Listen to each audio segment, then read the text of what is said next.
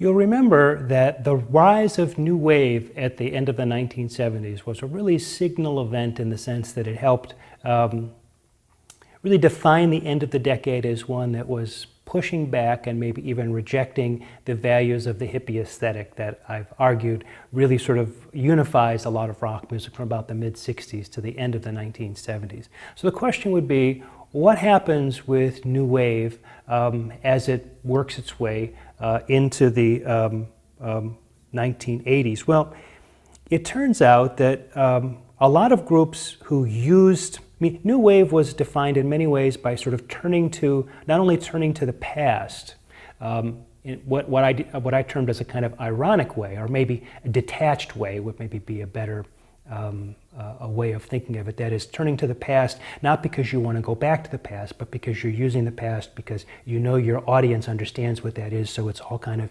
in quotation marks and distance from your own personal values or intentions, that kind of thing. So whenever we saw these artists at the end of the 1970s using music of the kind of pre-hippie era, they all kind of got lumped in together as kind of New Wave.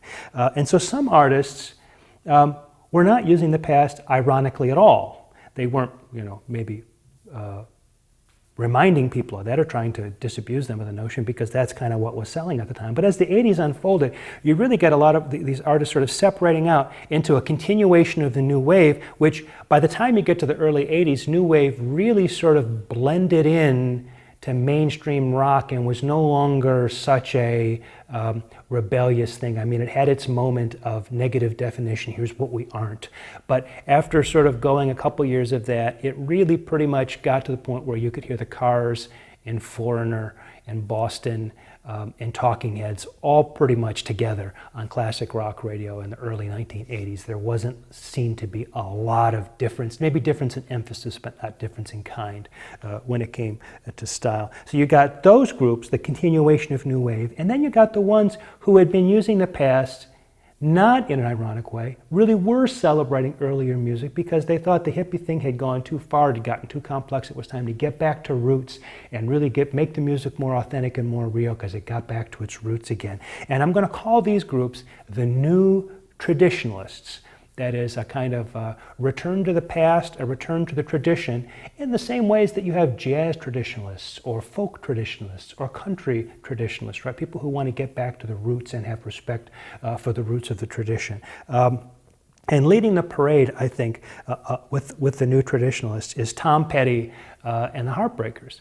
Tom Petty, as I said when we were talking about New Wave, really always wanted his group to sound like pretty much like an updated version of the Byrds. He wasn't doing it ironically. He wasn't doing it to make some sort of, critical statement about society or anything like that. That's just the way he thought good music should sound. So he delivers a vocal, his vocal style is very much influenced by Dylan, and there's a lot of sort of jingly jangly guitars, pop hooks, 3-4 minute songs. He really believes in the tradition of mid-60s American rock and roll, and so that's really kind of what he goes back to. Representative recordings to hear this are the album Hard Promises from 1981, featuring the song The Waiting. There's Southern Accents from 1985, which features the song Don't Come Around Here No More. And then Tom's first solo album, Full Moon Fever from 1989, which features the song Free Fallin'. You literally cannot go to see Tom Petty live these days without hearing at least 2 of those 3 songs. They're such iconic tunes for Tom Petty in the 1980s, and having videos to go along with them. In fact, on one of the videos, Tom Petty is dressed as the Mad Hatter, and he's cutting a cake where Alice from Alice in Wonderland is the cake, and he's cutting the cake. It's very sort of surrealistic, and people would come up to him in airports and say, "Hey, I know you. I saw you on MTV."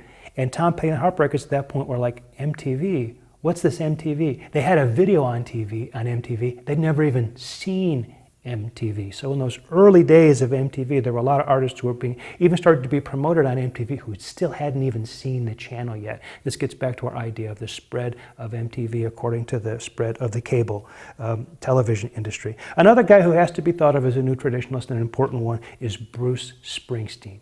Bruce, we talked about as a singer-songwriter in the 70s, but as it goes on, it turns out that Bruce really is kind of a rootsy, new traditionalist kind of guy into the 1980s and above. He really is a return to simplicity, return to the past, maybe even a kind of, in some ways, a kind of a romantic view of what authenticity was to be somebody in the 60s, you know, growing up in New Jersey and this kind of thing. The image of an average working class guy who just talks good sense, this kind of image. The big album for him in the 70s we talked about before was Born to Run from 1975. In 1980, there are albums in between, but the big #1 album from 1980 was The River, which features the song Hungry Heart. But the big one from the 1980s is this album, Born in the USA, #1 in 1984, 6 top 10 hits, including Born in the USA and Glory Days. Both of those tunes become radio staples. And Bruce Springsteen becomes one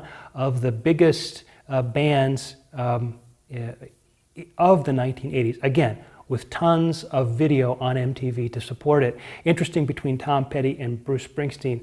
Tom Petty, I think it was the Live Aid concert, said that he was going on, they were going on just before Bruce Springsteen, and Tom Petty, who's got a very sort of sardonic sense of humor, said that I think it was Bob Geldof came to him backstage and said, now if you hear them when you're playing, if you hear people saying you think they're booing you, they're not booing you, they're just yelling Bruce, because Bruce Springsteen was going to come after him. And Tom Petty says, well, what's the difference? Right? So again, that kind of biting irony coming from Tom Petty. But anyway, this gives us some sense of the new traditionalist sort of thing. We'll talk a bit more about that with regard to groups on both sides of the Atlantic now that were not only new traditionalists, but sort of really embraced a kind of an Americana. Americana, the sort of idealistic idea of what America is and what some people would call flyover country, that kind of basic sort of good sense, wheat-fed,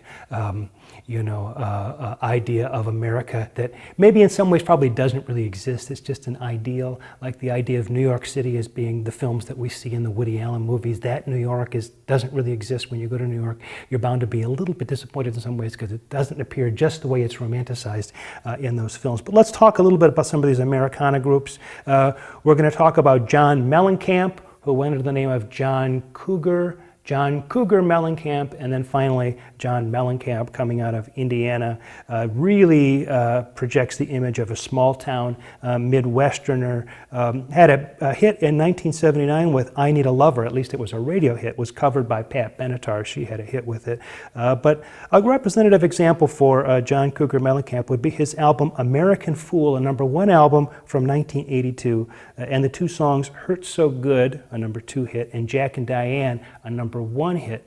In many ways, John Cougar Mellencamp, we'll talk about him in terms of Americana in the 80s, but it might be just as easily to think about him as a kind of singer-songwriter fronting a band in that kind of way. But here, thinking of him as a kind of a traditionalist, embracing older values as we get farther and farther away from the 60s and the hippie thing. Now it's about returning to the values of good, simple, direct music. Coming from the UK, another group that was doing that kind of things is Dire Straits, fronted by Mark Knopfler, a great guitar player, a wonderful singer, voice sounding very much in the kind of Bob Dylan tradition in the way that he kind of intones the lyrics, and using what was, at the end of the 70s, kind of a novel approach. He was playing a Fender Stratocaster guitar, a particular kind of electric guitar with a very clean kind of sound that really emphasized the Stratocaster sound. Anybody hearing that, a guitar player hearing that, would say they would know exactly what kind of guitar that was. It was so different than the cranked up, distorted Marshall stacks and various kinds of things that were happening in rock. To hear this very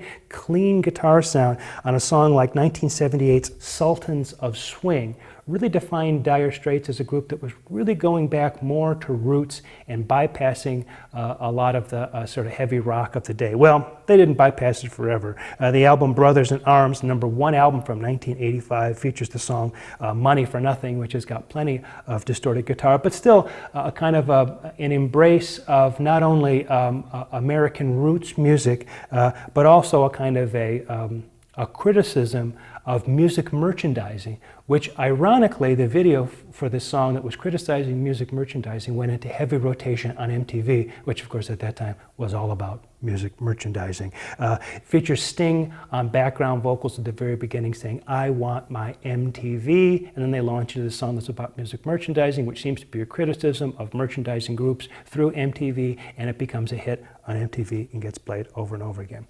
To continue the story now of New Wave and how it sort of merged into mainstream rock in the 1980s, we continue the story of the Police. We talked about them in the last video. Their sophisticated musical arrangements that use poetic and intellectual lyrics. Maybe the best representative example of their period in the first half of the 1980s is the album Synchronicity, a #1 album in 1983, taking its title from the psychological, quasi-philosophical, quasi-sometimes mystical writing of Carl Jung.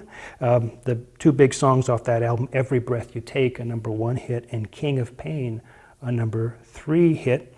Following, as the career of the Police is beginning to die down, you get the rise of the career of a young group from Dublin called U2. Again, simple songs, but simple songs arranged in very innovative kind of ways, featuring Bono on lead vocals, who's since become a fantastic celebrity in his own right, a real pursuer of social causes and a voice of, I think he would say, a voice of conscience in the world, trying to use his fame to create positive change. And the distinctive guitar sounds of The Edge, who in many ways created a kind of guitar sound that became the signature for a lot of that first batch of U2 music. Not unlike the way Andy Summers created a particular kind of guitar sound for so much of the Police music that preceded it. So in many ways, I see the movement from the Police to U2 as being kind of sort of stage one and stage two of very similar kinds of approaches to their music, even though they're very distinctive bands, and you would never confuse the music of one for the music of the other. The big U2 album from the 1980s has to be The Joshua Tree, a #1 album in 1987, produced by Brian Eno and Daniel Lanois. It's an interesting thing about U2, the producers had a lot of control over how the music would go, but that wasn't because they were being dominated by the producers, it's because it's the way U2 liked to work. Lots of times they would go into the studio, they would jam, they would come up with ideas, they would leave, the producers would go through the ideas, they would find the best ones, they would edit them together, the group would come in, they'd say, "How do you like this? Oh, that sounds pretty good, let's do it this way, or let's try it another way," or something like that. And so there was a real interaction between the group providing a lot of kind of raw material, in the studio, and the producers going back and sorting through it and sort of putting it together and helping to sort of craft it into the tunes as they developed. And so again, a very influential group who went on after the 80s to be one of the biggest rock bands in the world. Maybe the most important song from that album, The Joshua Tree, is With or Without You, a #1 hit again for U2 in 1987. In the next video, let's turn our attention to new acts that use old styles, and also to Blue-Eyed Soul, to help round out a bit of our discussion of some of the MTV bands from the 1980s.